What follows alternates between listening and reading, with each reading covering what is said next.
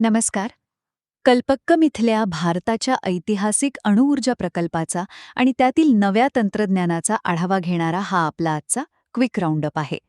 भारताच्या 500 मेगावॉटच्या prototype fast breeder रिॲक्टरने finally criticality म्हणजे स्वतःहून चालणारी आणि नियंत्रित अणुप्रक्रिया साध्य केली आहे, ज्यामुळे आपलं युरेनियमच्या आयातीवरचं अवलंबित्व कमी होऊन देश खऱ्या अर्थाने ऊर्जा स्वातंत्र्याकडे वळणार आहे. तर यातली पहिली आणि खरंच थक्क करणारी गोष्ट म्हणजे याचं तंत्रज्ञान. हे रिॲक्टर ना पारंपरिक रिॲक्टरपेक्षा खूप वेगळं आहे, कारण ते जेवढं इंधन वापरतं त्यापेक्षा जास्त इंधन ते प्रक्रियेदरम्यान स्वतःच तयार करतं. म्हणजे बघा, तुम्ही अशी गाडी चालवताय जी प्रवासातच स्वतःसाठी नवीन पेट्रोल तयार करतीये, अशी कल्पना करा. एकदम भारी, नाही का? आता दुसरी महत्वाची गोष्ट, स्वतःचं इंधन बनवणं भारतासाठी इतकं गरजेचं का आहे? सध्या आपल्याला युरेनियम बाहेरून आणावं लागतं, पण आपल्याकडे थोरियम नावाचा खनिजाचा जगातला सर्वात मोठा साठा आहे.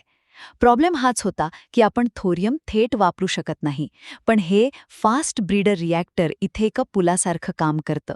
हाच आपल्या 3 टप्प्यांच्या अणुऊर्जा कार्यक्रमाचा मुख्य उद्देश आहे, ज्यामुळे भविष्यात याच थोरियमचा वापर शक्य होऊन देशाला पिढ्यानपिढ्या पुरेल एवढी वीज मिळेल.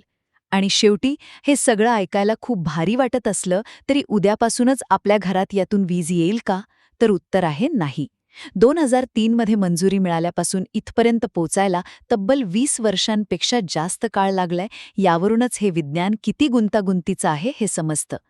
पूर्ण व्यावसायिक वापरासाठी हे सुरू करण्यापूर्वी याच्या अनेक सखोल चाचण्या आणि परवानग्या मिळवणं अजून बाकी आहे. थोडक्यात सांगायचं तर 2 दशकांच्या कठीण परिश्रमानंतर मिळालेलं हे यश भारताच्या स्वच्छ आणि स्वयंपूर्ण ऊर्जा भविष्याकडे टाकलेलं एक अत्यंत भक्कम आणि निर्णायक